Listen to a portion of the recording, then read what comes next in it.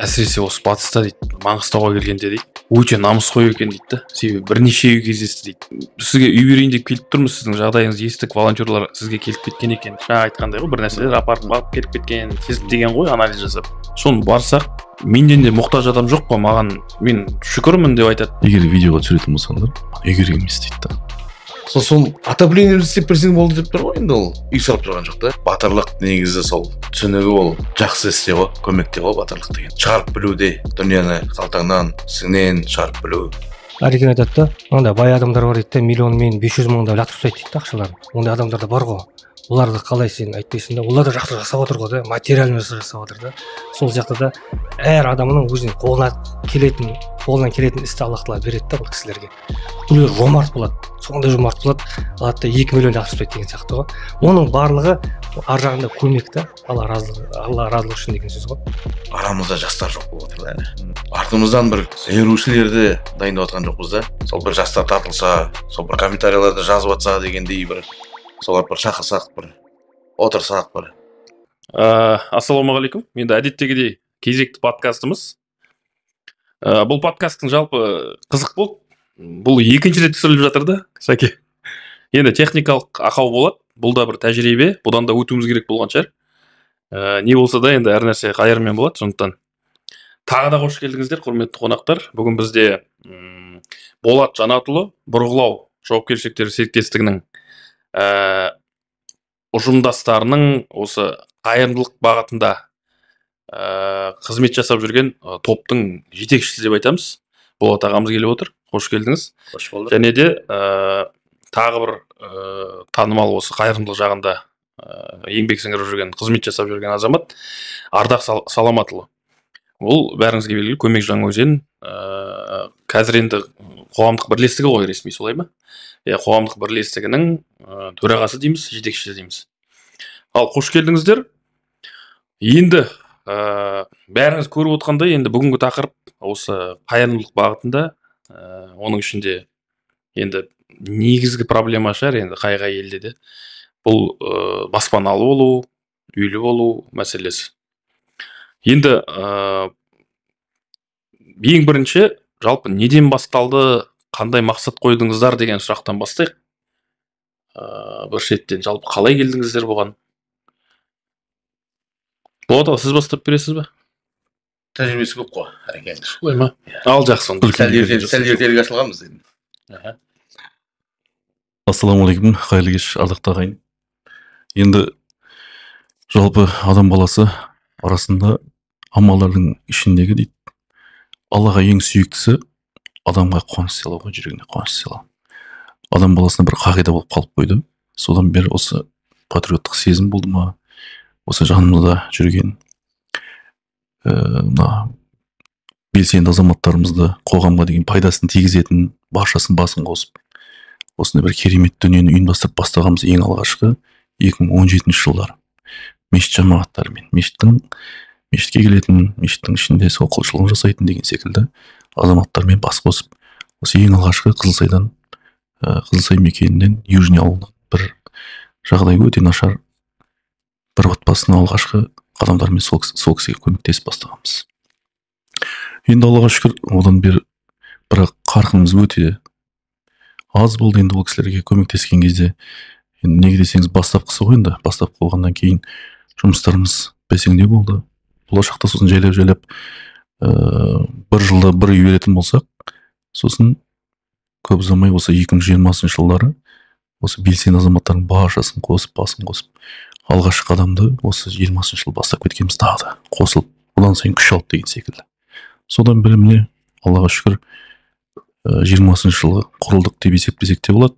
Қазір 24 жылдың ішінде 44 баспана бердік. Онымен қоса тағы да бір қосалқы тамаша жұмыстарымыз, Алла разы болсын. Енді ол бір адамның қолынан келе бермейтін дүние ғой. Сол себептен әрдайым жанымыздан қолпаштап жүретін, жанымыздан жақсы адамдардың септігімен бітіп жатыр да. Қарапайым халықтың, нашылардың септіктері өте көп. Сонымен міне тек қана осы баспана емес, онымен қоса қоғамға деген бір пайда беретін дүниелер көп. Енді Аллаға шүкір, соның баршасы қазір өздерің көріп жатсыздар желіден. Содан намазханалар жолдың бойына, ол да үлкен бір бізге проект болды. Неге десеңіз, біздің апаларымыз бар, үлкен әжелеріміз бар, қарындастарымыз бар. Жолға шыққан кезде қиыншылықты сейілту мақсатында ғой. Сол қиыншылықты сейілту мақсатында салынған дүние болғаннан кейін сол адам баласына өте бір пайдасын тигізді деген ойдамыз. Қазір көптеген халықтың алғысына бөленіп жатырмыз, тамасханалардың. Одан бөлек Аллаға шүкір, одан кейін 8 отбасылық салынды, бірақ ол 8 отбасылық тек қана бір қалай айтсақ болады, уақытша тұрақталады, ол жерде жұмысы болады деген секілді. Бірақ енді олардың көптеген әйтеуір қалай айтсақ мынандай көптеген жеңілдіктер болды да оларға. Содан бері міне Аллаға шүкір осымен ұштасып Көмек Жаңаөзен бір бастаманы бастап келе жатыр. Негізі әрбір істі бастау қиын дейді ғой. Сол бастағанда өзіңіз бастадыңыз ба? Мысалы қазір байқаймын, командаңызда бір 10 шақты адам бар да. Қазір енді ауқымды жақсы проект болып жалғасып кетті ғой. Алла разы болсын. Бастағанда қасыңызда кім болды? Бірінші өзіңіз бастап кеттіңіз ба деген сұрақ. Алғашқысында өзіме осы ой келді, енді жақсылықтың бәрі Алладан ғой. Ойдың өзі бір жақсы ойдың өзі. Сол себептен алғашқысында қадамды өзім бастадым. Жігіттердің басын қосып, өзімнің жақсы көретін достарымды. Ал жігіттер, осындай үй бар. Неге алғашқысында осылай біздерден болмайды, біздер неге бастамаймыз деп, осы жақсы нені бастаманы деп соларға ұсыныс тастағам. Олар ұсынысты қабыл алып, осылай бастап кеткенбіз. Машалла. Мынандай сұрайыншы, мысалға енді бәріміз білеміз ғой, Жаңаөзен туралы айтқанда, немесе әлеуметтік желіге Жаңаөзен деп мына іздейтін нелерге салсаң ақпарат көздеріне, бір негативті бір нелер шығатын еді, по крайней мере. Сол стереотипті бұзу, соған бір Жаңаөзен бір жақсылықтың жаршысы болсын деген де ниет болған шығар деп ойлаймын. Себебі атауының өзі сондай да, Көмек Жаңаөзен. Яғни Жаңаөзеннің тарапынан халыққа, мұқтаждарға көмек деген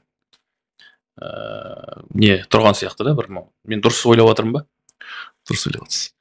Енді Баке, былай ғой, мысалға қазір көптеген адамдардың бір басқа қалаға барып қарасаңыз, Жаңаөзенді бір жақсы жағынан түсінетіндер де бар, жаман жағынан түсінетіндер де бар. Біреулер батыр қала Жаңаөзен деп жатса, біреулер енді негативті айтып жататын жерлерін көріп жатыр. Бөлікшіл не жетіспейді осыларға? Енді сондай бір іс-әрекеттерін, сөздерін бар ғой. Бар. Сол себептен осы Көмек Жаңаөзеннің тек қана бір андай батырлық емес, олардың бір ізгілікте, жақсылықта, қайырымдылықта жарысатынын көрсеткім келді. Сол себептен осы мейірімді жандар осы тек қана Жаңаөзенде бар екенін басқа адамдар білсінші деген ниетпен осы Көмек Жаңаөзенді біздер сол атауын қойған болатынбыз. Ареке, бір жеке сұрақты. Енді біздерде осы жобаның шет жағасында енді тығыз араласқан кездер болды, жүрдік. Сол кезде есімде сізге бір ұсыныс айтқан, осыны бір, ол кезде сіз қазіргідей медиада жоқ едіңіз. Сосын айтып, Ареке, сіз өзіңіз шығуыңыз керек деп есіңізде болса, бірнеше рет айттым да, мысал келтірдім, Асарумені келтірдім, тағы басқа жобаларды келтірдім. Сол кезде сіз бас тарттыңыз. Жоқ, мен лицо болмаймын. Бәке, сіз шығыңыз, одан кейін мына інчектер бар, мына блогерлер бар, солар шығсын деп кезектестіріп сол жігіттерді шығарып жүргеніңіз есімде да. Соған не себеп болды? Солар қандай білгім келеді да, енді жалпы егер құпия болмаса, неге бас тарттыңыз жалпы бір шығуға ортаға? Жалпы енді біздің ұстаздарымыз ғой, енді көптеген шариғаттан болатын, болмайтын айтатын да. Мысалға сұрақ қойсаң, жауап беретін солар. Енді ол кісілерден сұраған кезде әрбір заттың өзінің жақсы жағын жақсы шақырады қолдансаң, онда сен бір жақсылыққа жететінін айтады. Солай ғой. Ұстаздарымыз көп ықпал дейді. Неге десеңіз, ол менің мүлкім емес, біріншіден, екіншіден, мен беріп отқан садақа емес. Сол себептен өзің шыққаның жақсы. Мына адамдарға көрінсең, бұл үлкен лицо деген бар ғой қазір. Әрине. Сол лицо деген бір танымал болғаннан кейін адамға сенімдік деген, бренд деген нәрсе түсінік бар, маркетинг деген түсінік бар. Сол сенімге кіру мақсатын. Соны түсіндіре алмадым ғой мен кезінде, десең. Дұрыс айтасыз. Оны көптеген адамдар айтты Бәке. Қазір енді бірдеңе түсіретін болсақ, Арекені шақыратын болдық.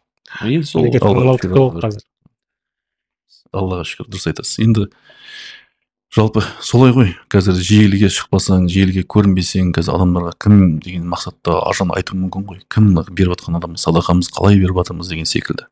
Соның бәрін көріну мақсатында осылай көрініп бастағанбыз. Ал қазір мына бұрғылау мекемесінде сондай бір лицо жетіспейтін сияқты. Сол турасында Бәке не айтасыз? Ол енді ондай тұлға бар деп есептеймін, енді көп қой. Өзіңіз де барсыз, Саке.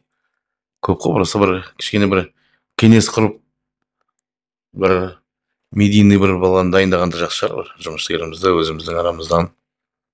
Енді біздер бастауында бір шарада, бір шаруаларда жүрмесек, медиа жағына өзіңізде Саке көтересіз ғой негізі.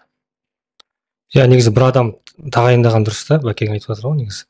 Әр адамның проекттері бар. Мысалы, Арекен қазір тек көмек Жаңаөзенмен жүр да. Ол үшін оның шыны керек басы ауырады да. Сондай бас ауыратын бір адамды бекіту керек шығар деп ойлаймын. Әрбір мекемеге де осыны қандай да бір осындай істерде жүрген адам болса, соған бекітіп қойсын, осымен сонымен кететін шығар деп ойлаймын. Иншалла біздер де енді шамамыз келгенше 3-4 видео түсірді ғой деймін Бұрғылауға. Енді бұйырса алдағы уақыттарда көмектесеміз деп, коллаборация жасаймыз деп енді ойлаймын. Елтай бар, жігіттер бар. Бұйырса қайтып бастау керек. Болат ағамыздан енді жалпы осы қозғалыс жөнінде қысқаша айтып кетсеңіз, неден басталды, қандай мақсат қойдыңыздар?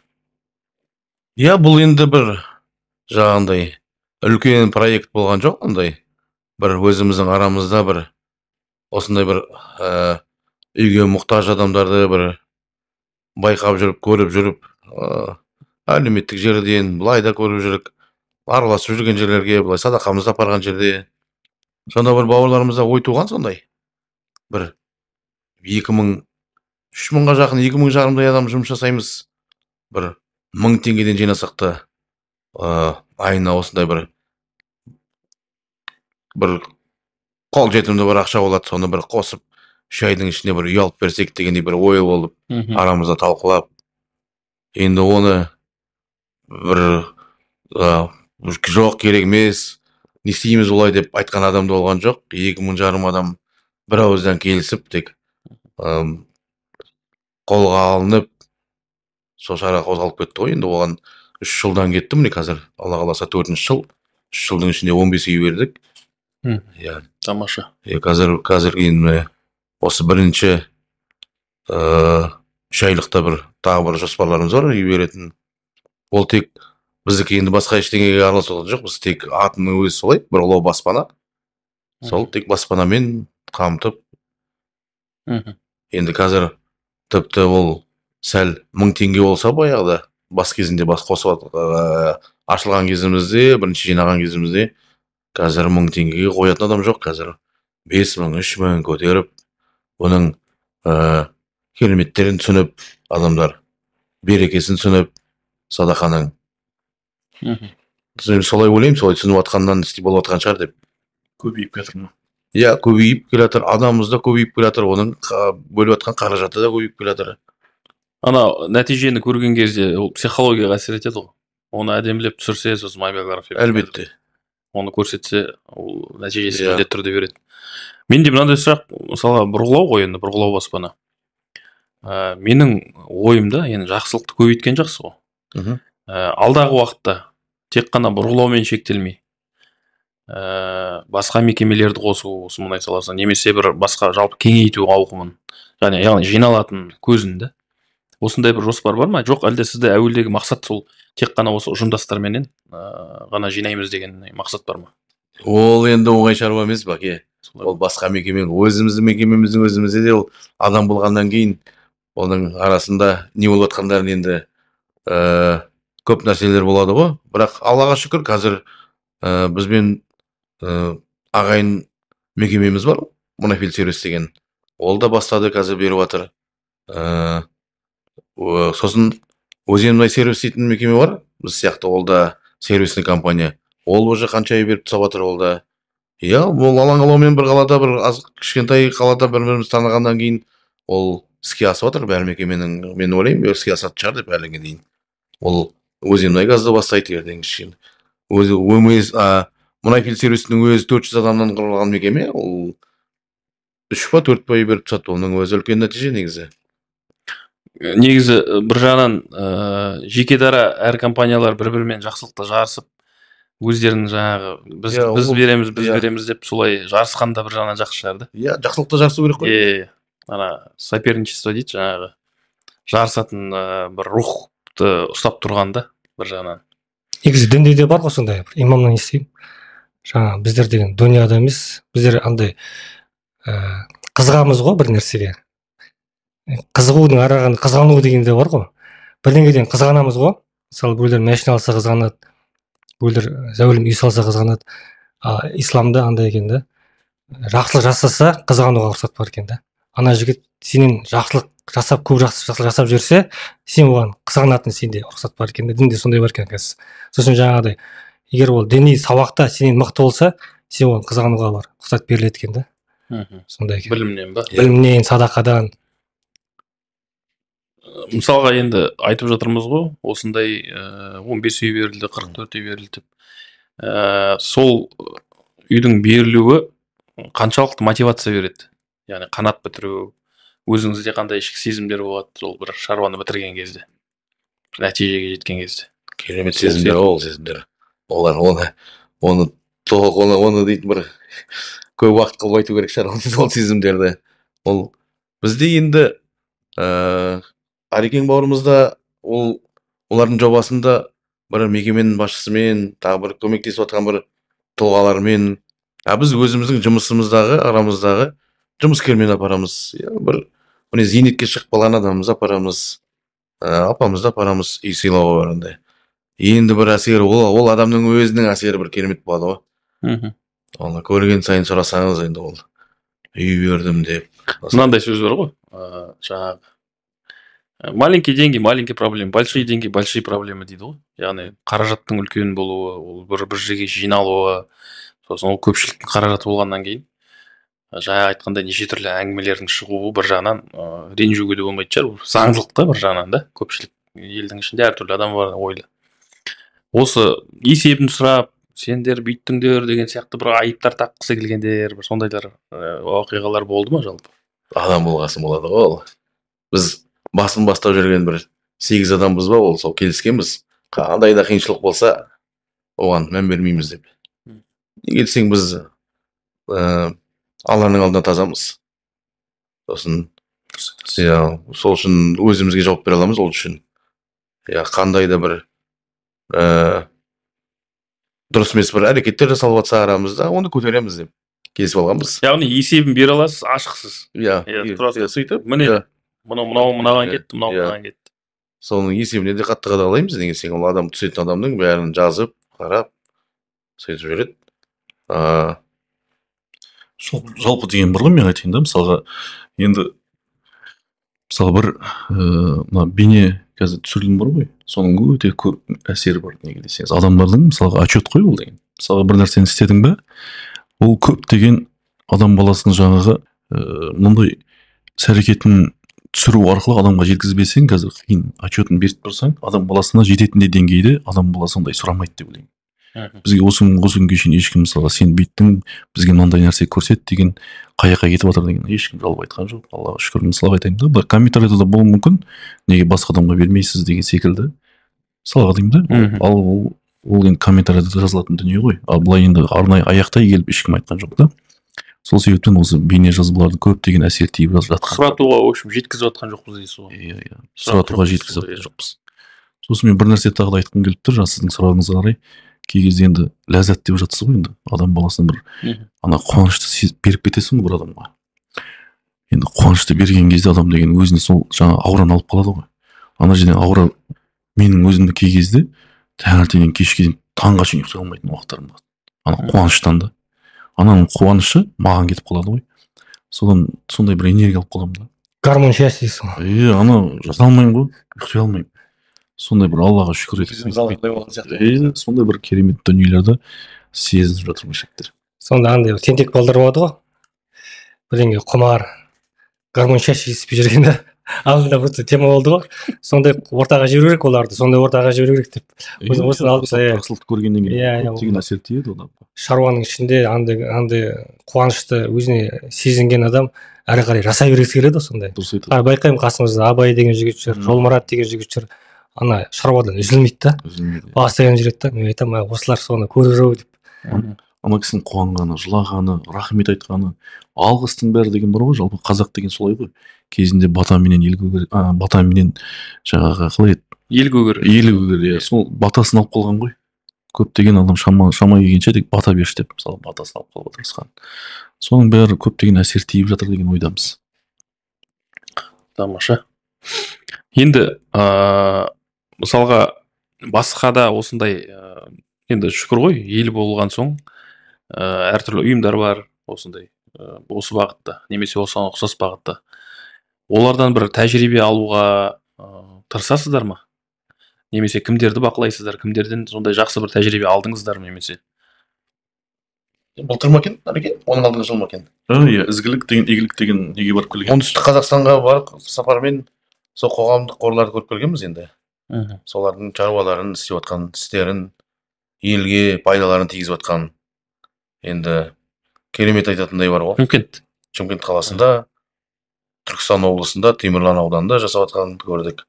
Ауданның өзінде қандай жұмыстар жасап жатқандарын көрдік. Енді керемет қоларда. Тіпті ауылдың ішіндегі көп балалы аналарға дейін біледі ғой кім екен. Оларға бөлек бір сыйлар бар ғой. Көп балалықты насихаттаудың үстінде жасап жатқан істері. Кітапқа махаббат деген көп шаралар көп. Енді оның бәрін Арекеңмен бәрін жазып алдық. Енді қазір Алла қаласа Арекеңнің офисі ашылса, ол басталады ғой жұмыстардың бәрі. Сол ниет қылып. Біз былай тығызбыз ғой негізі бірге. Бір ұлаумен көмек, ол тығыз бәріміз жұмыс жасаймыз бірге. Сол бірге сапарда болғанбыз 3-4 күн болды ғой. Енді жетпеді ғой бізге ол күндер. Жетпеді. Уақытымыз жетпеді сол көруге, істерін көруге. Тағы бір жеті болса баруға тырысамыз, оларға да өздері де келгісі келіп жүр. Енді болашақта білмеймін, енді жақсы араласып кетеді деген ойдамыз ол кісілермен де. Мысалға Асарумемен болдық. Асаруме бізде болып кетті қонақта. Асхаттың өзі келген. Келді ғой. Асхаттың үш рет келіп кетті. Бір келгенде мен де бір кездесіп табақтасып болғанмын. Асхатпен де көп сұхбаттасып, енді олардың тәжірибесі мол ғой. Құрдас жігіт болу керек, Ареке? 80 жоқ, үлкен ғой бізден. 86 ма екен? 87. 85 деген жоқ пе? 88 ба, 87 ма сонда? Сол жоғары. Онда мен білмейді екенмін, дұрыс естімеген. 87-лер сонда не болып жақын үлкендеу шығар, Елан 81 ғой. Еландармен бірге оқыған болса. Жалпы үлкен. Енді олардың дәрежесі енді олар 650-дің үстінде келіп саған уже. Қарекет екеуі енді жоғаласып жатыр. 1000-ның үстінде. Сізде приложениеде неңіз бар ма? Төлейтін да? Біздер сразу Асар деп жазамыз, Асаруме риск шығады да бүйтіп. Көмек жаңғызен осы шықты ғой да? Бір айдың шамасында. Бір ай болған жоқ ашылғанда. Енді сол приложениемен жалпы кіріп садақасын беруге болады. QR-да? QR-ды енді қоюымыз керек, соны бұйырса шығарамыз бәрін аламыз. Бұрылау істей ма бұйырса? Жоқ, ондай істемейміз біз енді. Мысалға өзіміздің жұмысшыларымыздың ішінен ол мынандай сұрақты, біздер енді жаңағы айтқанда Асаруме бар, басқа өңірлерге енді мысалы мен өзімді айтайын, енді басқа енді солай басқа да азаматтар бар шығар деп ойлаймын. Аударамыз да ақша. Басқа өңірлерде бір игілікті шараларды көріп, жарнамасын көріп. Дәл сол сияқты мысалға көмек Жаңаөзенге бір естіп көріп, мысалға сол хабарласып, бәлкім аударып атқан басқа жақтан, басқа өңірден сондай азаматтар кездесті ме жалпы? Иә, Шымкенттен, оңтүстік өңірден соғатын еді қандастарымыз. Енді осындай көп балалымын деп деген секілді. Бірақ енді қаржат жібермейді да, былай енді көмек сұрайтын адамдар кездескен. Бізге де болады ма? Бірақ енді айтатын едік, біздер өзіміздің енді Жаңаөзеніміздің деңгейінде болашақта болмаса деп айтып сөйтіп. Жаңа сөзімізді тамамдап тоқтататын болатынбыз. Жақсы. Сосын мынандай сұрақты, енді ол сұрақ қойылған шығар деп ойлаймын сіздерге, комментарияда, манағы парақшаларыңызда. Бірақ дегенмен, мысалға біз білеміз, критерий дейміз ғой енді, үй берудің критериясы бар. Енді үй беру дегенде бір, қалай айтамыз, бір адамдар, кейбір адамдарға мүмкін бір саблазын дейміз ғой, кішкене нәпсіні қоздыру мүмкін. Сол кезде қалай айтсақ болады, алдағысы келіп сол үйді алып алуға жету үшін бір сондай бір оқиғалар бола ма, жалпы кездесті ма? Сосын екінші осы бағытта неге сіздердің критерияларыңызда мысалы жесір аналар, яғни балалары бар, жесір келіншектерге деген мен білуімше сондай категорияға приоритет алғашқы да. алғашқы қадамда сол адам бастаймыз ғой. Иә, ол жердегі себеп неде? Енді білесіздер ғой өздеріңіз, қазір сондай адамдардың соншалықты азғындыққа кетіп бара жатқаны, әйел адамдар мен ер адамдардың ерлі-зайыпты бола тұра некелерін ажырасуменен үкіметтің осындай бір Фиктивті. сондай бір әсерлерін көріп жатсыздар, әдейілеп мысалға да үй алу мақсатында. Сөйтіп сонда айырылған адамдарға көп біздер көңіл бөлмейміз шыны керек. Неге десеңіз, айласы көп та олардың. Түсіндіңіз ба? Неге десеңіз, көп деген мақсаттар былай ғой, екеуі айырылады да, бірақ болашақта мен мына айырылу арқылы үйлі боламын деген ниет бар да оларда. Сондай адамдарды көргенбіз. Болуы мүмкін. Бәрін көпке топырақ башқасын айта алмаймыз, бірақ көргеніміз бар да. Сол себепті сақтану үшін тек қана ажырасқандар емес. Ажырасқаннан бөлек қазір шамай келгенше күйеуі мүгедек болса, бірінші сатыда, күйеуі қайтқан болса, көп балалы ана болса, мысалға да күйеуінен бастаймыз ғой алғашқы қадамды. Егер де сондай болып жатса, онда біздер ешқандай комиссиясыз алғашқы тізімдерге қойып, соларға үй баспана беруге тырысамыз. Болат аға, сіздерде қандай критерий бар? Жалпы бар ма критерий? Иә, бізде критерийлер қойылады негізі. Сосын өзімізде жүйе қылып тағамыз ғой критерийларымызды. Бірінші кімге береміз, екінші кімге береміз, үшінші. Бір жылда 4 үй берсек, кварталына береміз ғой, 3 айға сонда. Сол бірінші, екінші, үшінші, төртінші кімге келетін. Бірінші, ол үйінде ер адам болсын, болмасын, екеуі де мүмкін, екеуі де бір андай жұмыстарды жасайды. Үкімет саласындағы жұмыстарды жасайды. Біреуі бюджетник. Иә, біреу ауланы сыпыратын болса, екіншісі жаңағы тазалықшы болып жұмыс жасайтындай болып, сондайларға отбасыларға үй жоқ болса, мектеп мұғалімі бар, үй жоқ. Әлеуметтік жағдайына баса назар аударасыз. Назар аударамыз әлеуметтік жағдайына. Мектепте жасайтын болса, мұғалім болып, сондай бір жүйе қойып тастағанбыз, сондайларға береміз. Енді өкінішке орай кездесетіннің көбісі дейтін сондай жалғыз басты аналар. Енді қазір біздің елдің өзі қазір 2023-тің статистикасымен бірінші орынға келді ғой, ажырасудан. Ол бізге негізі ол қайырсып тұр ғой, бізге ол жақсы нәрсе емес. Үйдің бәрінде өйтіп айырылып кеткендерге беру деген нәрсе сияқты. Енді мысалы бір жағынан деймін да, енді мен мысалы мынандай сұрақ болады, олдай қоғамда бар. Неге тек қана жесірлерге, неге тек қана осындай әлеуметтік неге беріп жатсыздар жағдайға?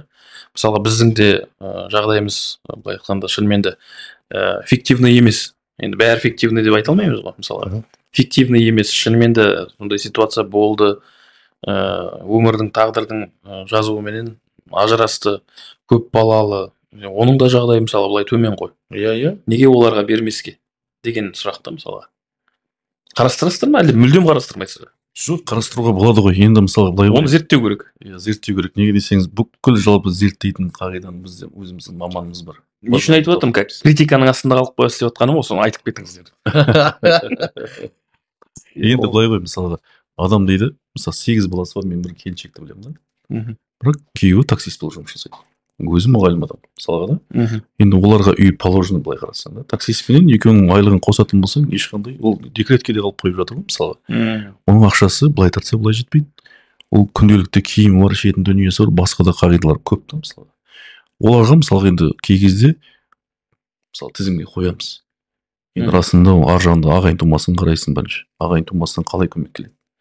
Одан кейін жаңағы көп қойны жайлап тізбектеп кете беретін болсаң, соның баршасын зерттей келе, бір қорытынды шығарып, ұштастырып баршасын, содан кейін егер де расында мұқтаж болса, беруге болады.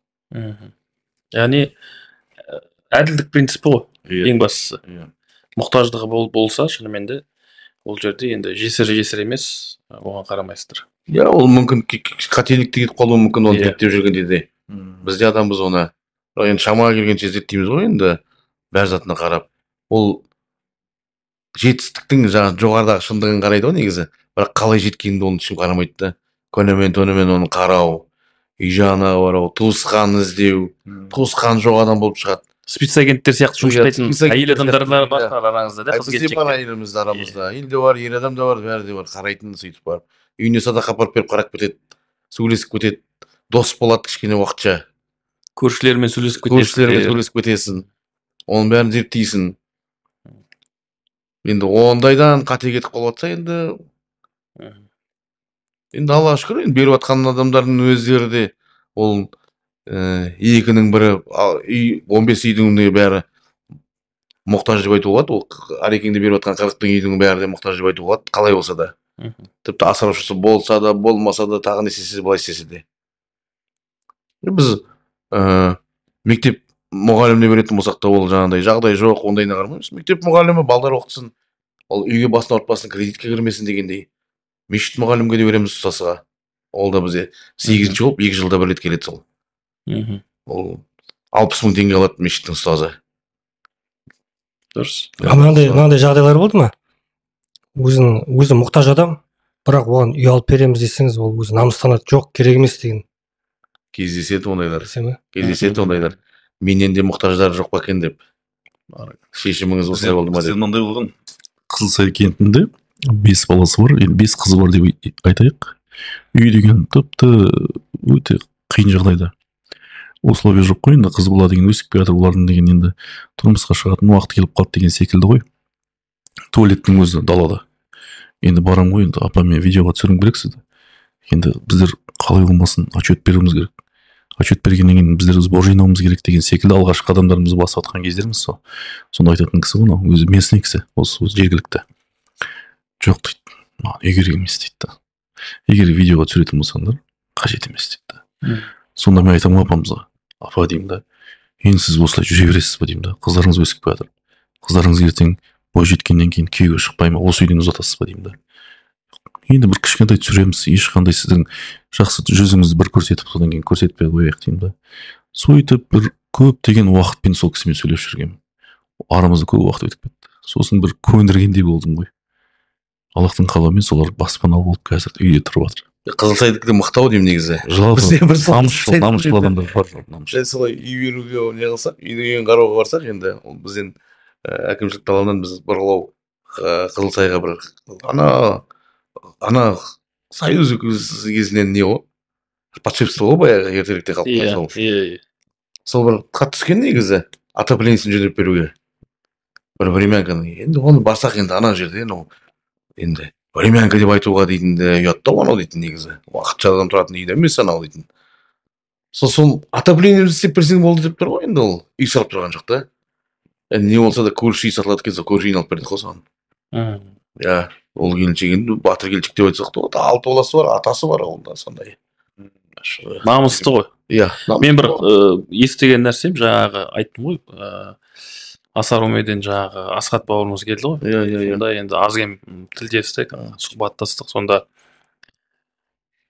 оның бір ерекше былай инсайт дейді ғой, өзі бір атап кеткен нәрсесі болды.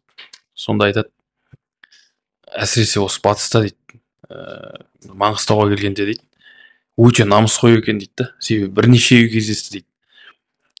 Сізге үй берейін деп келіп тұрмыз, сіздің жағдайыңызды естік, волонтерлар сізге келіп кеткен екен. Жаңа айтқандай ғой, бір нәрселер апарып келіп кеткен, деген ғой, анализ жасап. Соны барсақ, менден де мұқтаж адам жоқ па маған? Мен шүкірмін деп айтады дейді да. Мен шүкірмін, не қылмай ақ қой маған. Басқа да менен де нашарлар болса, соған бере бер деп айтты дейді да. Еркін, спокойно айтады дейді да жаңағы. Сондай кісілер көріп мен таңғалдым дейді да. Бұл ондай адамдардың болғаны дейді, ол қоғамның мықтылығын көрсетеді дейді да. Машалла. Сондай өзі айтып кетті да, сондай. Бір емес дейді, және Ақтоуда да кездесті дейді, Өзенде де кездесті дейді, сондай отбасы да. Түсінбей қалдым дейді, не істерін білмей қалдым дейді, себебі уже беруге келіп тұр ғой енді олар. Съемка түсірейін деп жатыр, беруге келген, дайындалып келген ғой. Ана кісі жаңағындай деп әңгіме айтып тұр. Не істерін білмей қалдым, қалай реакция жасарымды білмей қалдым дейді да. Кішкене басқаша. Сондай болды дейді да, сондай көп кездесті дейді. Дұрыс айтасыз. Енді ауыр тақырып, ауыр тема ғой, енді қиын. Бірақ дегенмен соның арасында бір қызықты кездер, бір тосын бір әртүрлі жағдайлар болады ғой, енді бір көңіл көтеретін, немесе бір езуге күлкі үйретіндей. Сондай жағдайлар болды ма? Соларды айтып отырсаңыздар. Бәке, алғашқы адам сізге болса, сөздің тізгін сізде енді 40 үйдің үстіне түрлі 40 не болған шығар, оқиға болған шығар. Сізде бір оқиға айттыңыз ғой? әсерлі оқиға аэропортта неде Өскеменде болған оқиға. Өте керемет. Иә, соны айтып берсеңіз. Енді былай ғой, біздер осы көмек Жаңаөзеннің жанашыр жігіттерінің басын қосып бір демалысқа барғанбыз бәке. Сонда бір демалыстың бізге айтпадыңыз ғой десең де. келесіде айтайық сізге. Мен Ардақтың қасында көп жүремін ғой. Соңғы кезде ертпей жүр соңғы кезде. Болды бәке, келесіде шақырамыз. Енді айтайын дегенім, енді сапар ғой, 3 күн деп сапарға шығып бара жатырмыз. Енді адам шаршайды ғой. Қалай болмаса алғашқы күніміз біз Астанаға баруымыз керек. Астанадан Өскеменге ұшатын болдық. Содан Астанаға қондық. Астанада енді сосын бір ауа райының қолайсыздығына байланысты біздің рейсті отмет етті. Балалардың көңіл күйлері түскен. Жаңағы жоспар бұзылып жатыр. Енді үлкен бір жоспармен баратқанбыз Өскеменге. Шаңғы теуге, -30, ол кезде шаңғы теуе алмайсың деген секілді ғой. Содан бір кассада тұрсам, апамыз тұр екен. Апамыздың енді жағдайы мүшкілдеу кісі екен. Неге десеңіз, тек қана сол қаражаты сол Шымкентке жететін ақшасы бар да, оны сатып алған. Сосын қасында 10 мың теңге қосалқы жанынан ұстап жүр екен. Сосын айтады, кассаға барып тұр, мен жанында тұрмын. Балдарымызды, жігіттерімізді қасында тұрмыз, баршамыз. Балдар уже шаршаған күйде тұр ғой, бәріміз көңіл күйлер болып бағаннан кейін. Сосын жанында тыңдап тұр едім, апамның қасында тұрып. Апам барып бір кассаға барғаннан кейін мен рейсім қашан дейді да, ана кісі айтады, сенің рейсің өтіп кеткен дейді. Енді сіз бұл рейске кеш қалғаннан кейін үстіне тағы да бір қосымша ақша төлейсіз дейді да. Қанша дейді. 5 мың теңге де төледі. 5 мың теңге деп еді, 5 мың теңгесін төледі. Қолында 5 мың теңге қалды. Бір уақыттан кейін қайтадан келіп тұр жаңа кісі да. Неге десеңіз, ол рейс тағы да өтіп кеткен екен. Жаңа қалып қойған екен екінші рейстен де. Ол дұрыс есептемеген болып тұр ғой жаңа кісі. Содан оған неше теңге төлеймін деп сұрамай ма жаңа кісі? 56 мың теңге төлейсің деп тұр ғой жаңа кісі. Қайтадан билет алғандай екен ғой. Қайтадан билет алғандай. Ана кісі деген қобалжып кетті ғой. Қасында бір ауырып тұрған баласы бар секілді, немересі да. Сонымен Шымкентке жету керек болып бір мақсат. Сосын айтамын, апа, рұқсат болса біз жігіттеріміз, көмек Жаңаөзеннің жігіттері, егер де қиын болмаса, осы ақшаны біз көтеріп сізге төлеп берейік деп едім ғой. Апа деген, қой, қалай болады екен ол деп жаңа қобалжып кетті да. Көп ақша ғой ол деп та, көзінен бір кішкене бір сезімдерді көрдім да сондай. Сосын айтады ғой, жақсы онда қараңыздар деп маған рұқсатын берген. Сосын мен жаңа екеуміз мәміле болып тұрғанын естіп қалады, жаңа кассир шақырылады сосын қасына. Апа, мен сізге көмектесейін, келіңіз қанша болып тұр деп қайтадан есептейді ақшасын. Қайтадан есептеген кезде 4 мың ба 6 мың теңгеге шығады ғой. Сондай бір жеңілдік берген екен да. Сосын мен достарыма айтамын ғой, жігіттер қараңыздаршы деймін да. Біздің кеш қалуының себебі деймін да, бұл кісіге болып тұр ғой деймін да. Бұл кісі ауырып қиналып жете алмай тұрған жерінен біздер кеш қалдырып қойған Аллах тағала бұл кісіге бір жеңілдік беріп қойған екен ғой деп айтамын жігіттерге. Біздің септілігімізден ол кісі ұшып кетті да Шымкентке. Сөйтіп бір күн қалып қойған күндеріміз болған. Жігіттеріміз сөйтіп марқайып бір сапардағы бір дұғаны алып қойыппыз. Содан көп жүрмедіңіз ғой қасында қолына. 50 мың ұстап жүрмедіңіз ғой.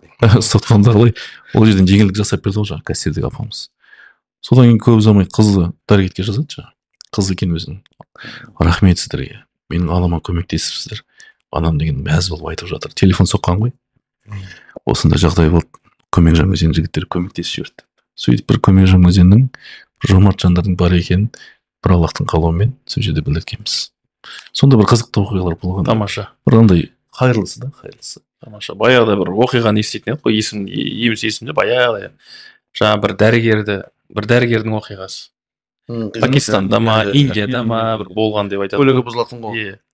Өнертқандар сол. Иә, айналдырып әкеліп сол үйге алып келеді ғой жаңа. Сол секілді бір. Дала боран болып, бір жауын болып. Самолет ұшпай қалады ғой. Иә. Сосын көлікпен кетеді, көлік жолда бұзылып баруға барады ғой. Сол сияқты апамыздың көзінен жас шыққан кезде мәз болған. Қуанып кетті ғой. Тамаша. Сізде болады. Енді біз әлі сапарға ондай шыққан жоқпыз енді. Алла береке берсін, жақсы. Сөйтіп бір марқайып болғанбыз сапарда бір адамның дұғасын алып. Негізі жақсылық жасаған адамның дәрежесін Аллах тағала өзі көтеріп қояды дейді ғой. Мысалы, қазір Бәкең Бұрғыловда мысалы бір сондай бір личность дейді ғой, сондай сізде сондай мына сол үшін оқырмандарға да айтатынымыз, сондай бір жақсы істе белсенді болсаңыз, Аллах тағала өздеріңіздің дәрежеңізді көтеріп қояды. Дұрыс айтасыз. әрбір затты жақсылыққа қадам бассаң, ізгілікті, қайырымдылықты, жомарттықты адам бойына ұштастырып алса, ол көптеген нәрсеге апарады екен жалпы. Оның баршасын жалпы енді айтып тұр ғой, расында амалдардың ішіндегі дейді, Аллаға ең сүйіктісі адамның жүрегіне қуаныш сыйлау туралы. Аллах тағала жақсы көретін нәрсе ғой.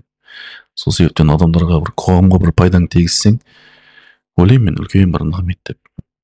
Миссия ғой өмірге келудің. Өмірге келгеннен кейін жамандықтан айырып, жақсылыққа шақырудың өзінде. Шаршамауымыз керек те соған. Жақсылықта шаршамау керек, жақсылықта.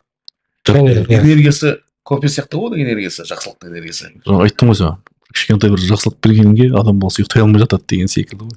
Ана үй бергеннен кейін қалай болады ана жерде дейтін енді. Аурасы бөлек, өте бөлек. бәке байқайсыз ба, сондай бір жақсылық жасап жүрген адамдардың бір сондай бір мысы болады да, ортаға кіріп келген кезде мысы басып тұрады да, себебі сіз оған артық әңгіме айта алмайсың, оның үстіне әзілдесе алмайсың, бір сондай бір салмақты адам болады да. Байқайсыз ба? Мені Құдай сақтап қалып, Арекеңмен құрдаспыз ғой. Сосын арасында әзілдесіп отыра аламын да, жаңағы құқым бар деп өзімше енді. Бірақ қатты әзілдеспеймін енді. Былай жаймен. Мен де нағашым арасында әзілдесіп қоямын, бірақ қандай да, ортасын білемін да, себебі олардың салмақтары уже нелері. Алла разы болсын. Жақсы. Мысалға мен қоғамдық жұмыстарға араласамыз ғой.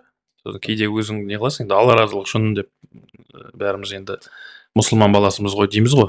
Дегенмен мотивация дейді ғой, сен бір өзіңді алға жетелейтін нәрсе да. Алла разылығы үшін деген нәрсе өз алдына, ол енді ол бірінші орында ғой. Одан кейін жаңағы бұл істеген әрекетімнің жақсылығын мен өзім сезінермін, сезінбеспін. Бірақ мен сезінбегеннің өзінде де оны менің айналам, жақындарым, менің ұл қызым деген сияқты көреді деген нәрсе де бар да, мысалға. Ол да бір мотивация береді. Екінші жағынан сенің жасап отқан әрекетің сенің қоғамға бір пайда келтіргенің, титтей болсын, тамшыдай болса да, сол нәрсені сенің ұл қызың көрсе, қалай айтамыз, тәрбие деген нәрсе бар ғой. Тәрбие деген нәрсе ол сөзбен болмайтындығы айтылып кетті ғой, апайымыз, ол іспен болатындығы. Яғни сен соны іспенен көрсеткенде ғана ол тәрбие болып ана кісінің ұрпақтың бойына бекиді екен да. Соны сен жасап көрсетпейінше ол нәрсе бекімейді екен. Яғни сен 1000 рет айтқаннан сен соны бір рет болса да, соны бір жақсылықты, мысалы, айналайын үлкендерге құрмет көрсет, оны бүйтпе, алдың кеспе, қарсы сөйлеме дегенді 1000 рет айтқаннан, сол нәрсені сен өзің істесең, ана баланың санасына ол бекиді екен да. Солай көргіміз келеді ғой бәрімізде, ұрпағымыздың, мысалға былай айтқанда. Бір мейлі жаңағы бір үлкен кісі айтатын еді. Ай шырағым, пайдаңды тигізбесең де зияныңды тигізбе деп, ең құрығанда, яғни минимально былай нейтрал деген сияқты ғой. Сол сияқты біз нейтрал емес, шамамыз келгенше біз плюске қарай ұмтыламыз ғой, енді бір тамшы болса да бір айналамызға жаңағы айтқанда жақсылыққа шақырайық, ең болмаса жақсылыққа бір әрекет жасайық. Соның лидері болып көшбасшысы болмасақ та, бір ортасында жүрейік, ең болмаса соның бір шет жағасында бір ұстасып бір пакетін көтеріп жүрсек те, соның айналасында жүрейік деген ниет қой. Сол жаңа мотивация айтайын деп отқаным сол. Кейде шаршайсың мысалға да. Мысалы сіздерде де болады деп ойлаймын, пенде адам болған соң бәріміз жаратылыс. Сол шаршаған кезде осы нәрсе сізге мотивация береді деп ойлаймын. Себебі мен өзімді айтып отырмын да. Сол кейде не қыласың, шаршайсың, бірақ қайтадан күш жинап аласың. Жоқ, осы Алла разылығы үшін. Ол нәрсе түбінде қайыр бар. Маған, менің ұрпағыма, жалпы қоғамға, енді айналаңа ол бәрі айналып келеді. Жаңағы бір ағамыз айтып еді, менің жасап жатқан жақсылығым дейді, менің қоғамға жақсылық жасағаным, ол айналып келген ол өзіме жасаған жақсылығым дейді. Себебі біріншіден мен сол қоғамның бір мүшесімін. Яғни қоғам жақсарған сайын мен оның игілігін көремін. Себебі мен сол қоғамның бір бөлшегімін дейді. Мысалға менің айналам жақсы болғаны, білмеймін, мінез жағынан, имандылық жағынан, мұсылмандық жағынан, қазақылық жағынан, тәрбие жағынан ұрпақтардың жақсы болғаны менің қоғамның айналамдағы, условно айтады, жаңаөзендіктердің, маңғыстаулықтардың, ол маған жақсы. Неге? Себебі мен сол ортада жүремін. Менің айналам, ағайын тумам сол ортада өмір сүріп жатыр. Менің ұлым ертең бұл сол ортадан келін алып, қыз алып келеді, келін түсіреді үйге. менің құдамның жақсы болғаны болашақ условно айтқанда жақсы болғаны маған жақсы емес пе? Яғни айналып келгенде біздің жасаған әрбір жақсылығымыз қоғамға деп жасаған жақсылығымыз, түптеп келгенде өзімізге жасаған жақсылығымыз да. Себебі біз сол қоғамның бір бөлшегіміз. То есть сен қоғамға көбірек берген сайын жақсылықты, сол қоғамнан сен де үлесіңді аласың да. Осындай бір қызықты не бар да. Сен жаңа айтып отырсың ғой, бәке, осындай жақсылық жасап жүрген адамдарға көмектесейік деп та. Мысалы, Аллах тағала әрбір мысалы әрекеңді, бәкеңді таңдап қойған адамдар ғой өздерінің. Сондай осы кісінің осы іс қолынан келеді деп та. Ол әр адамның қолынан келе бермейтін іс та. Себебі әр адам таңдаулы да. Мысалы, сізді неге қойған жоқ? Сіз қазір медиада жүрсіз, сіз медиада өзіңіз жұмысыңызды атқарып жатсыз қазір. Мына қоғамға пайдалы нәрсе жасап жатсыз. Сол сияқты сізді өзіңіз шеттетпеңіз, қыз, Аллаға шүкір, нормальный проектпен айналысып жатсыңыз. Бұл өзіңізді жұбатып қойыңыз, сіз жақсы проектпен айналысып жатсыз. Бұл жігіттер өзінің жолында. Біз сол үшін әр проект өзі ісі өзінің махаббатпен істесе, ол иншалла бәрі жақсы болады. Жемісің жейді. Бар, көбейіз бар. Бәкең өзін шеттетіп отыр да кішкене. Қолымызға келгенше енді тамшы болса да жасайық деген ой ғой. Себебі мынандай нәрсе екен да, біз кейде ойлаймыз, бір орында тұру деген жоқ екен да. Жалпы ол былай Алланың жасап қойған заң екен. Не сен былай жоғары қарай кетесің, былай диаграмма деп егер елестетсек, адамның қасиетін, адамның состояние дейміз ғой. Немесе астына қарай кетеді екен. Яғни түзу сызықпенен жүреді деген жоқ екен да. Яғни сен жоғары қарай өрмелейсің, немесе төмен құлдырайсың. Екеуінің біреуі ғана екен. Яғни бұл не қыл деген сөз? Егер сен тоқтап қалсаң, деградацияға кетесің деген сөз, минусқа. Егер сен әрекет етіп жақсылық жасауға ұмтылсаң, бәлкім оның нәтижесі қалай болатынын бір Алла біледі. Себебі нәтижеден біз сұралмаймыз. Біз амалымыздан сұраламыз. Амалын жасаған сайын біз мейлі мынандай бұрышпен болсын, немесе былай болсын, жоғары қарай өрмелейді екенбіз. Ал қашан біз тоқтап қаламыз, біз деградацияға кетеміз. Сол үшін біз былай айтқанда бір орында тұру үшін де біз жақсылық жасауымыз керек екен ғой. Былай қарапайым тілмен айтқанда да. Осы мәселені жалғастырып кетейінші. Осы жөнінде маған Жолмұрат деген бауырымыз, Көмек Жаңаөзендегі, осындай шаруалармен соғады маған. Ертең деген субботник жасайын деп жатырмыз, ертең үй сыйлайын деп жатырмыз. Мен айтамын, Жолмұрат, сіздің проектіңіз барлығы Алла разылығы үшін да. Мен де қазір бос емес, мен қазір подкастпен айналысып отырмын, ол да Алла разылығы үшін. Бәріміз ар жағында целіміз бір, мақсатымыз деймін да. Сол үшін сіз мына істі жасай беріңіз, мен екі жаққа мен жетіспеймін, біз мына істі жасай берейік. Ертең үй сыйлайтын нәрсені мына жақта жасасын шаруаларды. Тағандай спорттық шараларды мына жігіттер жасасын. Сондай сияқты ғой, әр жаққа өзінің адамдары болады да, сондай нәрсемен айналысады. Және ол іс ол адамдардың қолдарынан келеді да. Сол үшін әр өзіміз ісімізді жақсы көріп жасасақ, иншалла Аллахтың разылығын аламыз деген ойдамын мен. Жақсы.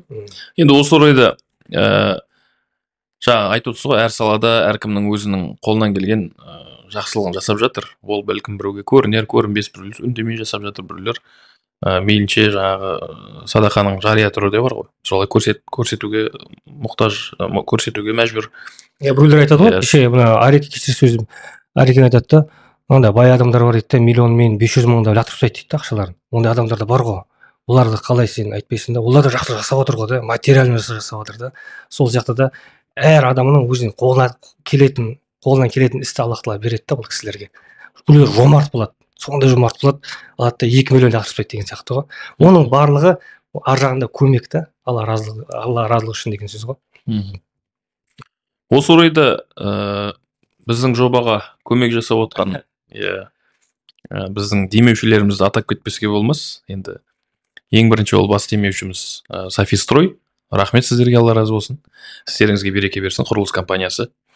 Және де біздерде осындай шайменен, кофеменен үнемі қонақта отыратын ол софт кофе. Және де ерекше рахметімізді Адай Клаб парақшасының оқырмандарына айтқымыз келеді. Рахмет сіздерге.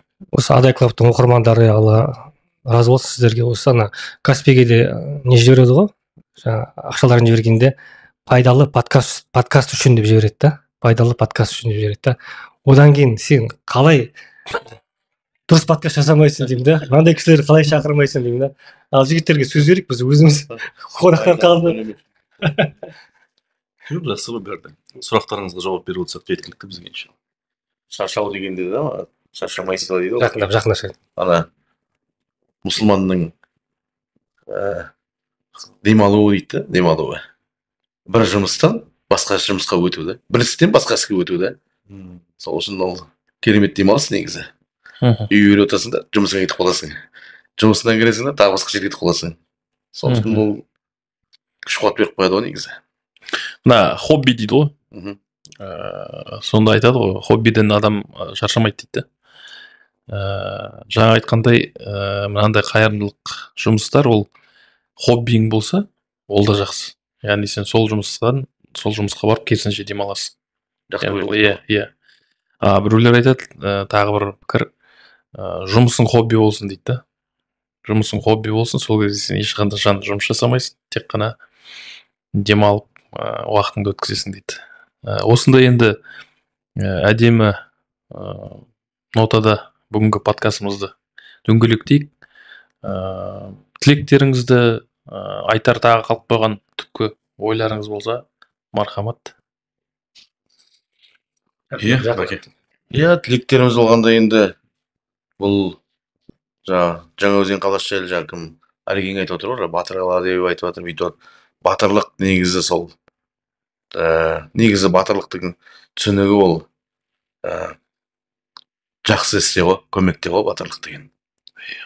Батырлық деген шығарып білуде, дүнияны қалтаңнан, сіңнен шығарып білу. Сол енді бір кішкентай қала емес, қазір қаншама халқымыз бар, қаншама мекемелеріміз бар, қаншама жұмысшыларымыз бар, жастарымыз бар дегендей қазір өсіп жатқан. Оларға бір жақсы тілектеріміз енді бір бірлікпен, қазір бір волонтерлық бір қанаттар ашып, осы бәкеңдерден, сәкеңдерден, адайглаптардың астынан негізі сондай бір істер жасалса дегендей ғой. Біз қол көмек беруге дайынбыз ғой, қашан болса да. Ондай біздің қаламызға бір жақсылық істеймін дейтін бауырларымыз болса, сондай бір жобалары болса, бір ақылдасатындай бір жобалары болса, ортаға салайық, пікірлесейік деген нәрсе көп қой. Біз қазір көп затқа мұқтажбыз ғой қазір. Білімімізге де мұқтажбыз, жақсылығымызға да мұқтажбыз бәріне де. Үйбер отқан мұқтаж отбасыларының балдары бар. Олармен де бір кішкене жұмыс жасап, негізі олардың мұқтаждығын сездірмеу керек. Бір зейіндерін ашып, бір жақсы адамдар да шығады ғой. Сол негізі дейтініміз сол бір өзенде бір осы подкасттың арқасында бір тағы бір адайклаптың астынан ба бір балдар шықса дегендей бір өссе, сәкең қарап отқан шығар ондайды да. Жастар жағынан. Иә, жастар жағынан бізге қазір біздің өзімізге елу келіп қалдық қазір. Сіз де бәке бір шынымды айтсам бір 20 жыл болған шығар бәке осы салада жүргеніңізге да. Біз 2007-те ма екен, қашан бір не жасағанымыз, что где когда жасағанымыз. Одан да ертерек пайда. 2007? Жақаудың жасайтын кездері ма? Оның бер жағында ма екен? Бер жағында. Оның бер жағында ма? 10 жылдың үстінде кетті ғой. Иә, сондай бір істер жасалып жатыр, көп заттар жасалып жатыр. Сенбілік деген айтысқан сияқты, бірақ арамызда жастар жоқ болып жатыр да. Артымыздан бір үйренушілерді дайындап жатқан жоқпыз да. Сол бір жастар тартылса, сол бір комментарияларды жазып жатса дегендей бір, солар бір шақырсақ, бір отырсақ бір. Да? Офиске бір шақырсақ, офис бітеді ола қаласа. Иә, жалпы бәке былай ғой.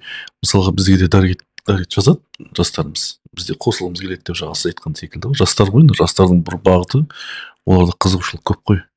Олардың құштарлығы деген жаңағы қайырымдылыққа деген ұрып тұрады. Біз енді мысалға енді жас буынмен біздің неміз салыстырсаң дегенім ғой. Жалпы екеуінің бағыты екі бөлек. Сол себептен жастарымызды болашақта жасы өзіңіз айтқандай офис ашылса, мысалы енді құрметті жастар жалпы келеміз десеңіздер, енді мархаба. Неге десеңіздер, көп ұзамай ашыламыз. Сол офистің ішінде жаңағындай белсенді атсалсам деушілер болатын болса, жаңағы ерікті түрде волонтерство дейді ғой қазір айтқан тілмен.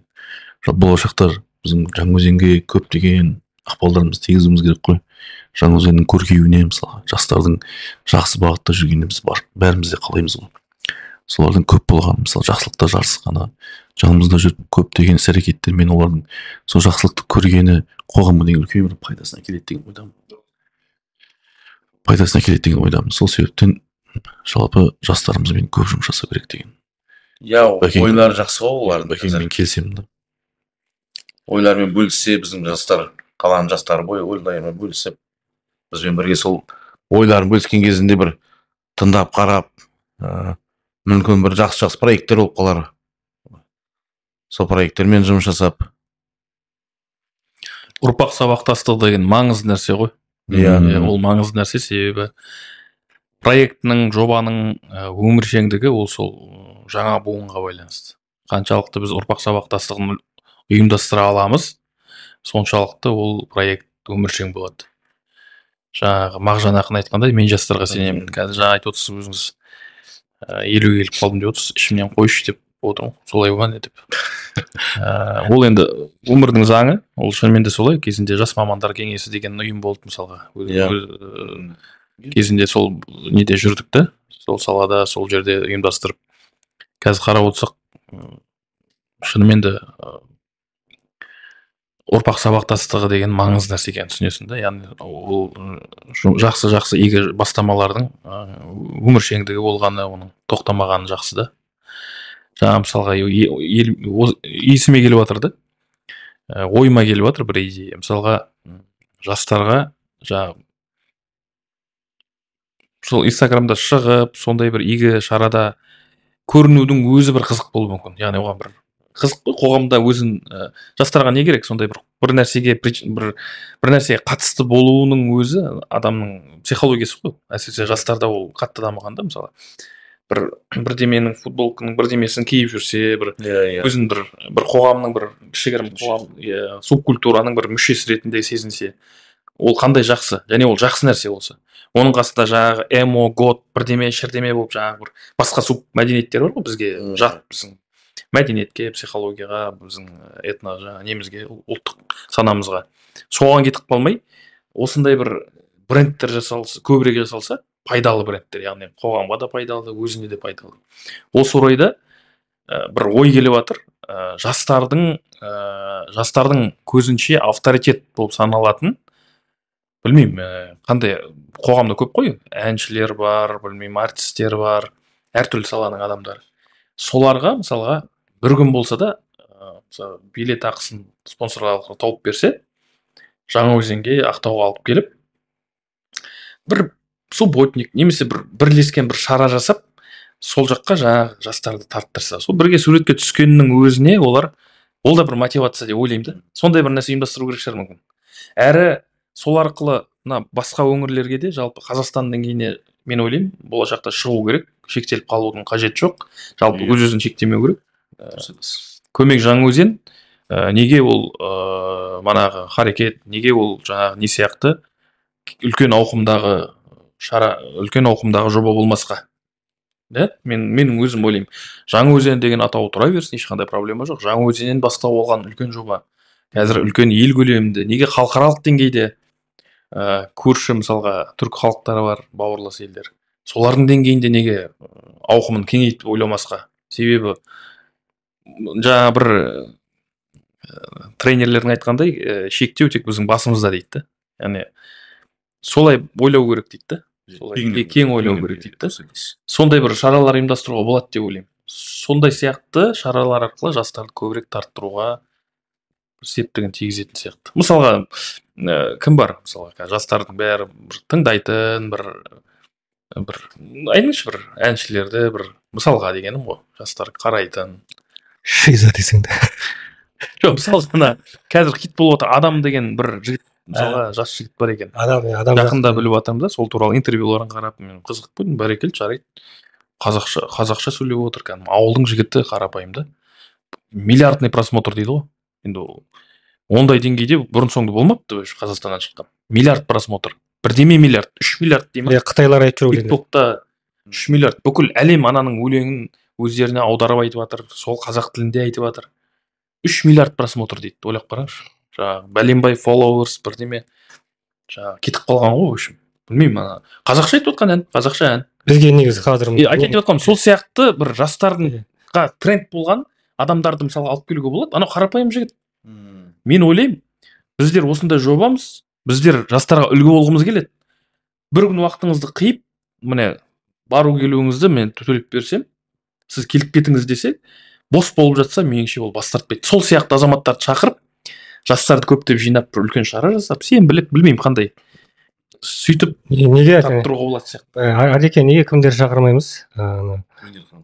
ИКада алдиярларды солар неге шақырмаймыз? Неге ана Бесекті, Қуаныш Бесек шақырмаймыз? Тамаша. Қуаныш Бесековтен жастардың дәстүр деген киноны түсірген, білесіз ғой, қандай тамаша киноны түсірген да. Иә. Неге біз Жаңаөзен деп айтсақ, жоғын алып берсек, біздің Жаңаөзен деген одан бас тартпайтын шығар, Жаңаөзен деп айтсақ. Осындай бұл win-win дейді ғой, оларға да пайдалы.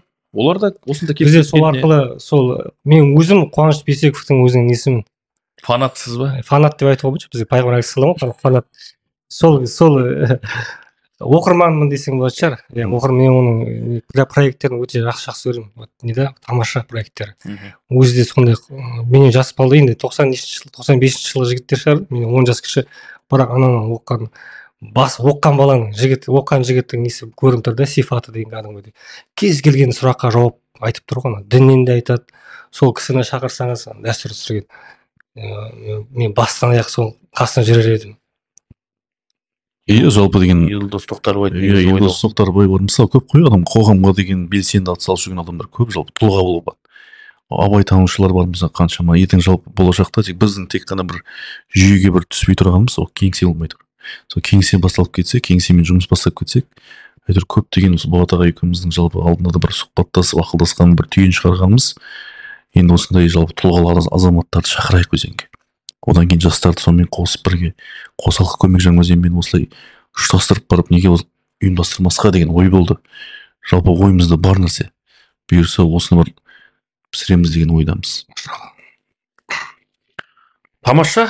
Меніңше жақсы әңгіме, сұхбат болған сияқты. Рахмет сіздерге. Рахмет. Шақырғандарыңызға керемет қой бір. Жаңағыдай ақылдасу, кеңесу бір жаңағы кеңес шай бір нәрсе болып жатса, шақырыңыздар. Біздер де өзіміз қатылдайық. Ойымызды айтуға тырысайық, ой тыңдап кетейік, пайдалы нәрсе алып. Атын кеңес шай деп қою керек қой бір күнге. Бұйыртса мына бұрғылаудың несінде иншалла елтайлар бар, қайтып видеоларын дұрыстап түсіріп, бір жастарды тартып, бұрғылауда жастар көп қой. Бұрғылау деген мекеме негізі қазір білесіз ғой, футболдан да қандай брейринг па, қандай не көш бастап келеді. Арқан керек па? Арқасында ғой негізі. Арқан керек па? 2000 адам бар, енді ішінен адамдар табылар иншалла.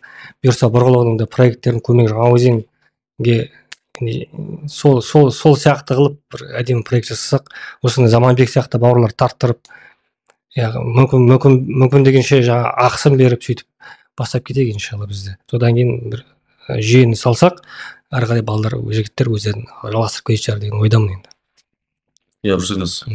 Біздің қазір бірлігімізде де, басшылығымызда да, кәсіподағымызда да, былай жұмысшыларымызда да қазір бірлікке енді кішкене жақсы болдық қой негізі.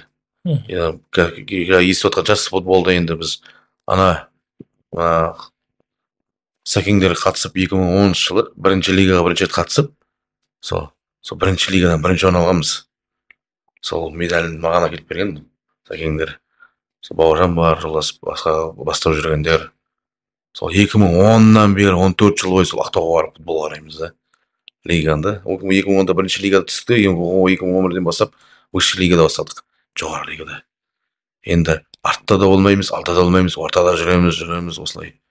Енді мына бірліктің, жақсылықтардың, осындай бір садақаларымыздың арқасында, жақсылықтың артында жақсылық қой негізі. Сондай бір кеше осы жылы бір алаңғылаумен бірінші орынға ие болдық қой сол. Тамаша. Құтты болсын. Мен негізі ал Өзенайгазының ойында енді қарап жүріп қой. Ана 2000 жылдан бері барам ғой мен қарауға сонда. Көп жылдан бері енді бірінші орынға жете алмай жүредік та Өзен болып. Енді бір ол жарысты Өзенде ұйымдастыруға да болатындай бір дәрежеге болдық та уже. Неге десең біз призер болдық та уже. Чемпиондар болдық негізі. Қазақстанға қатысып солай енді бұны Сәкеңдер салып кетті ғой негізі жолды. Бірінші ойнаған осылар ғой. Бұралаудан футбол ойнаған осы жігіттер ғой. Бұл туралы бөлек бір подкаст керек сияқты. мына осы подкасттан кейін соны маған Жақсылығын айтамын да. Сол үшін ана жастар да тартылса, ол бізге де қазір жаңағы жұмысқа келіп отқан жастар бар, солар бір біз жұмысқа келгенде сұраймыз ғой, қандай спортқа қатысасың деп. Спортқа қатыспай жүрсек, ол кім алды сені деп. сынап па? Иә. Футбол деген бөлек әлем ғой, бұл ертең оған бөлек подкаст Алтынбектерді шақырып айтып қойғам. Иә, шақыру керек қой енді, ол дейтін біздің Жаңаөзеннің тарихында болған жоқ қой, лигадан ешкім бірінші орын алған жоқ қой бізде командалардың өзі. Енді менің қолым жетпеген нәрсеге менің інілерім қолы жетті ғой. Мен көз көрген інілерім ойнап жүрген қазір, солардың қолдары жетті да. Енді ол да үлкен негізі былай келгенде мақсат, үлкен арман, қандай еңбек жатқан, қандай сабырлық, қандай дисциплина барлығы бар да оның ішінде. Ойнаған балдар біледі да оны. Сол кухняда жүрген балдар біледі оны. Қандай травма, операция. Талай балдар операция, аяқтарын сындырды. Нұрымдар аяқтарын сындырды мысалы. Қайтып оралмай қалды ол жігіттер мысалы. Сол футбол үшін ғой енді барлығы. Айтпақшы Ареке, мен білемін, сіздің бірнеше жоспарларыңыз бар. Егер құпия болмаса. Жаңа волонтерлық корпус дедіңіз, кеңсе ашылады дедіңіз, тағы да сол сияқты айтарыңыз бар ма еді? Бір жобалар алдағы уақытта. Тың нәрселер бар ма тағы? Болашақтың көзінен қадырып қойсақ. Солай ма? Жақсы. Оны бірге отырып ақылдасармыз. Кеңес шай дегендей сияқты. Болды. Апаңды айтпаң дейді ғой ешкімге. Жақсы. Сонымен қорытындылайды. Болды, Сәке. Қорытынды сөз айтып жібересіз бе? Құрметті оқырмандар, осы лайкқа үлкен демеу болады, подкастқа үлкен демеу болатын нәрсе ол лайк қой. Лайк басып, комментарий жазыңыздар. Ұнамаса, ұнамаған жерін айта беріңіздер. Бізге комментарий болса болды. Себебі кері байланыс қой. Мына нәрсе ұнады, мына нәрсе ұнаған жоқ деп та. Ол да бір маңызды нәрсе деп ойлаймын. Қайтып екінші бөлімін түсіріңіз десе, иншалла екінші бөлім түсірейік. Жігіттер қасымызда жүрген бауырларымыз, оларда несін беретін шығар, рұқсаттарын беретін шығар, иншалла. Сол үшін лайк басып, қолдап, комментарий жазып кетіңіздер және каналға тіркеліңіздер. Ассаламу алейкум рахматуллахи баракатуху.